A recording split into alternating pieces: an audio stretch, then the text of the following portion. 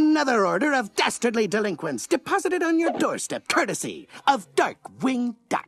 He's a cloaked defender of the innocent. He's a brooding father sworn to fight the impossible. He is a duck man inspired by the pulp heroes of the 1930s. When you lay out the specifics of Darkwing Duck under the cold light of day, it really does become a serious head-scratcher. Taking the highly beloved and long-running Donald Duck archetype and then forcing it sideways through our great-grandparents' favorite radio serial? It really does beg the question, who was Darkwing Duck for? Before we dive too deep into today's episode, please be sure to like, comment, and subscribe to the Nerdstalgic channel in order to stay up to date with everything we've got going on. Now I must go. The scent of crime is in the air. Created by Tad Stones, longtime Disney animator, Darkwing Duck was originally envisioned as a spin-off of the highly popular DuckTales animated TV show. Mike Eisner, the freshly minted CEO of Disney, liked the title of an existing DuckTales episode, Double O Duck. He encouraged the team of animators to brainstorm what a new show with that title could be about. Unsurprisingly, Double O Duck, as it was originally planned, was to be a direct parody of James Bond. This is logical because the DuckTales episode that featured the name showcased Launchpad McQuack as a Bond parody character named Bruno von Beek. However, this was reconsidered as there was a fear that a Bond parody show would be too limiting for a kid's space. When do you put business before pleasure, Poopsie? Let's smoochy. The character was repositioned as an homage to the pulp heroes of the 30s. One minor internal Disney animator naming contest later, you get Darkwing Duck!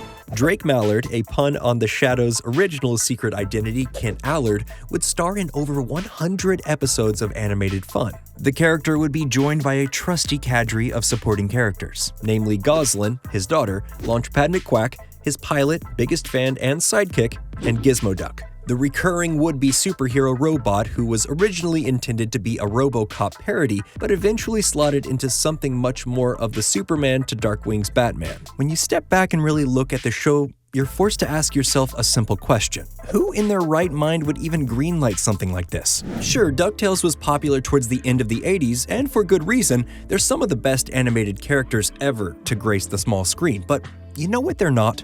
Weirdly on-the-nose parodies of characters from the 1930s. Darkwing Duck is a pastiche of the urban crusader and pulp adventure hero archetypes of the 1920s and 30s, who had all but completely been erased from the cultural consciousness by the time the show was released.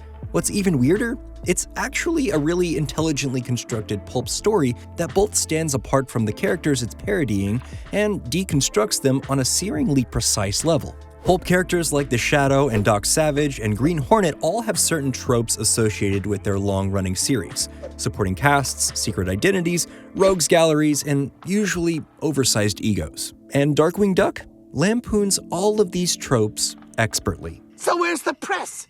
I thought this was the age of media glut.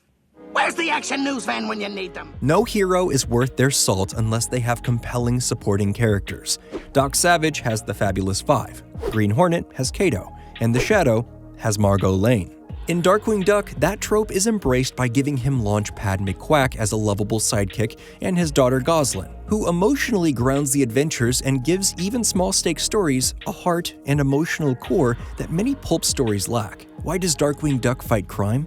To clean up the streets and make them safer for his daughter, and earn the adoration of his one and only fan, Launchpad.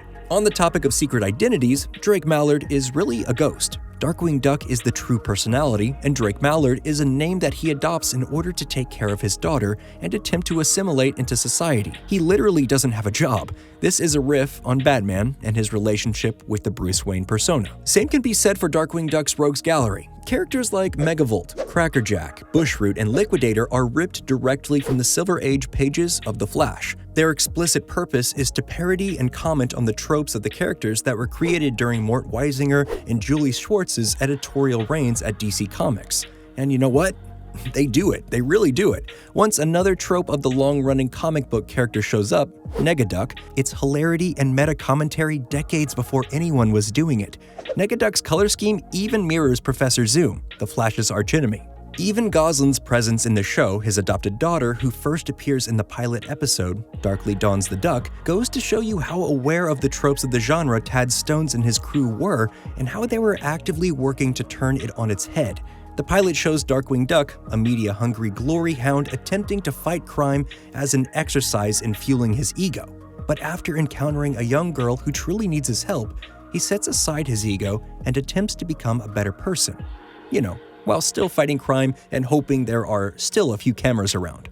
Yes! It's Headline City! Stones and company were literally trying to analyze how Bruce Wayne would have turned out if he had a child to take care of and pull him out of his egotistical war on crime. This is a scathing indictment of the vigilante mindset that all of our favorite four-color superheroes suffer from. In many ways, Darkwing Duck's commitment to its joke is what makes it succeed. You don't have to know anything about the tropes of pulp characters because the show itself does such a good job and incorporates the viewers into the idea. Even though the show is funny and a seemingly low-stakes adventure parody, you immediately become invested in the characters and the world because the show is serious about its silliness. And in the strangest creative decision yet, there are 3 different origin stories for Darkwing Duck over the course of the show. They're featured in the episode Paradox, Clash Reunion, and the Secret Origin of Darkwing Duck. And I know, I can practically hear the people in the comments saying, but the Phantom, the Shadow, the Rocketeer, and Dick Tracy all got movie adaptations in the 90s. But you know what the only other conjoining factor of those films is?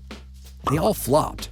You will forget about me. Everyone in Hollywood was chasing the Tim Burton's Batman money all throughout the 90s, and no one succeeded. No one.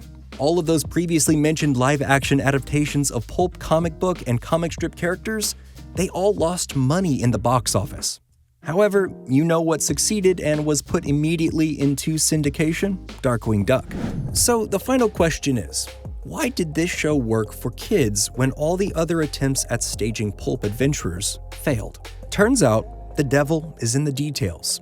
The show is so good, the characters are so complex and well-rounded, and the critiques of existing genre entries are so precise that it doesn't really matter that the show was talking about properties from generations past. It works on a story level to draw the viewer in and build a world that they want to live in. The meta-commentary and deconstruction is just icing on the cake, and the secret sauce of everything here is that the enthusiasm that the creators had was contagious. Even if you don't have a pre-existing love of pulp characters, It's beats the dickens out of me. the deep and abiding love that these creators have is obvious. You instantly get that this is a passion project for everyone involved. The reason this show was able to connect with children of the early 1990s is that it made the hyper-specific turn into something universal. And that's all we have for today's episode. What do you think? Is there another parody of an existing genre that's so good it actually becomes an entry into that category? Let us know down in the comments below, and please be sure to like and subscribe to Nerdstalgic for more videos just like this one.